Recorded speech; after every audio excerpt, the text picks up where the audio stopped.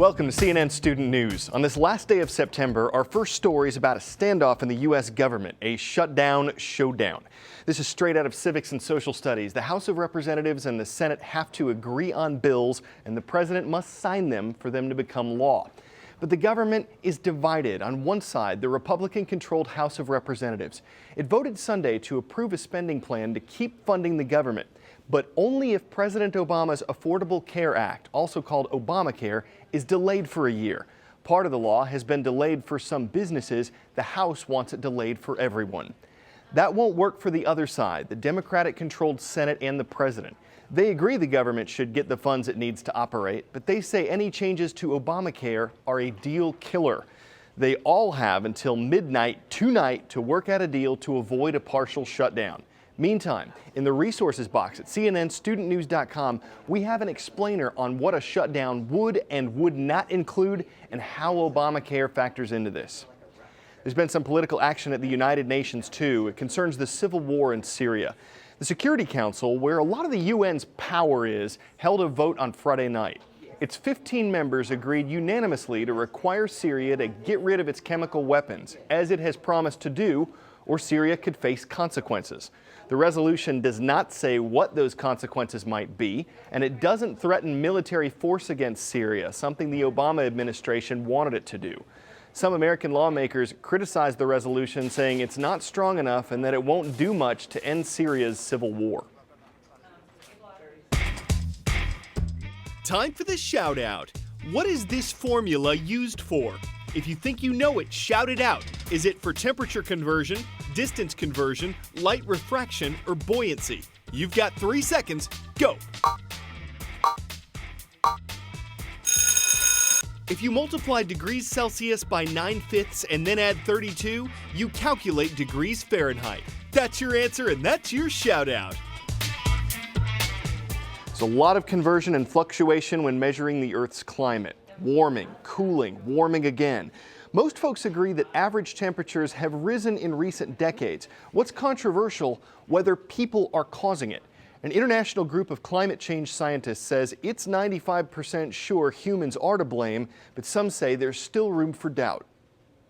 It's the Intergovernmental Panel on Climate Change is now saying exactly what you said, 95% certain that humans have caused most of the warming since 1950. Let's put this in perspective. Where was the stance previous? Now, there have been previous reports here. Well, in 2007, it was 90%. So we've definitely made headway here, but look at that jump. When you talk about from just 2001, where they were only 66% sure. Now, we always know, most people have that basic understanding. There's a lot of carbon being released into the environment, and with that, temperatures are on the rise. What is so key in this particular report? Well, you're going to hear a lot of talk about something called the pause. Let's explain what the pause is and what this controversy is. Notice, since 1950, we've warned about 0.22 degrees Fahrenheit per decade. Notice the steady climb up.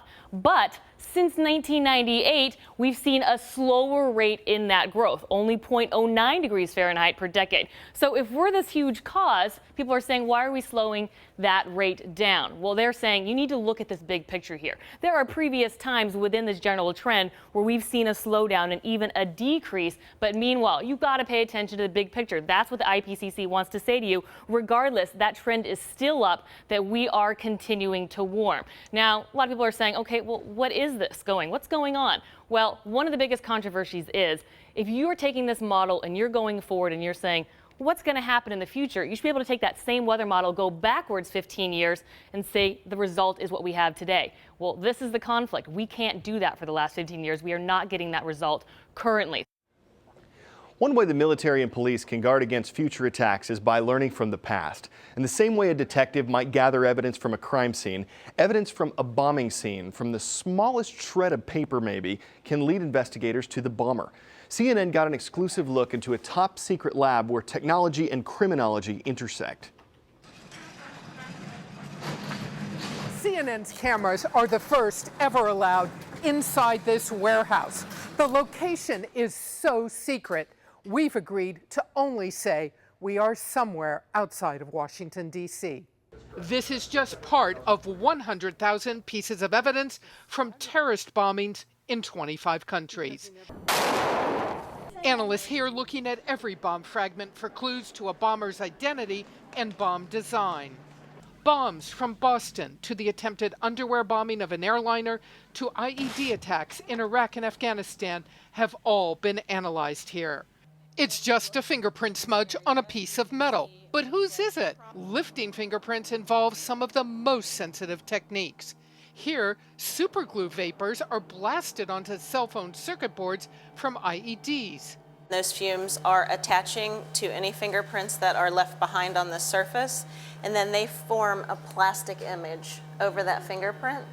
Ultraviolet light picks up fine details. Prints are gathered off documents, even food wrappers. IED parts gathered years ago in Iraq are checked for prints. Beyond using fingerprints, the lab recreates exploded bombs to help identify bomb makers. For the first time, you are seeing new 3D images from IEDs, looking at tiny details for clues on how the device was put together. Although there may be many people out there, every time we stop one, that's one less that we have to worry about. The lab has 100,000 boxes of evidence. Every item is scrutinized as it comes in, with the hope that some clue will lead the experts to the bomb maker and save lives. Barbara Starr, CNN, Washington.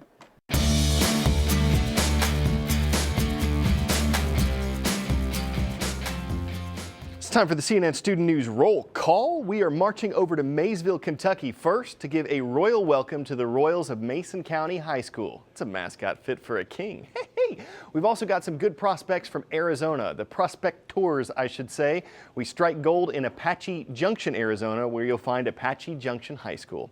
And Belleville, Illinois is where we find the Raiders Central Junior High School. Thanks to all of you for tuning in to 10 Minutes of Awesome.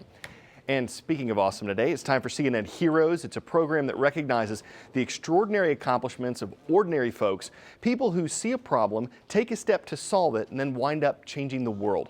Nicholas Lowinger knows all about taking steps to help someone. He's got more shoes than any one person could ever use. September is back to school, and for most kids, that means back to school shopping. Can I trade on? I used to take those things for granted until I realized that there were a lot of kids who didn't have those sort of luxuries.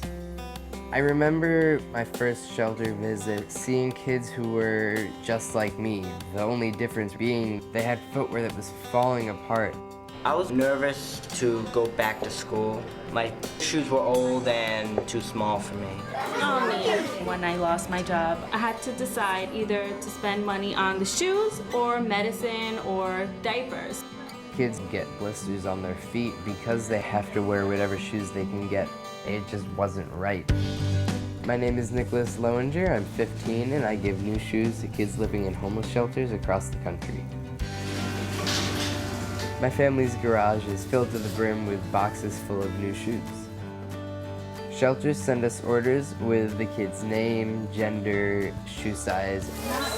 I've donated new sneakers to over 10,000 kids in 21 states. Oh, thank you. Homeless children, they shouldn't have to worry about how they'll be accepted or how they'll fit in. Tiana? Wow! Shoes! It's more than just giving them a new pair of shoes. Yay! I'm helping kids be kids.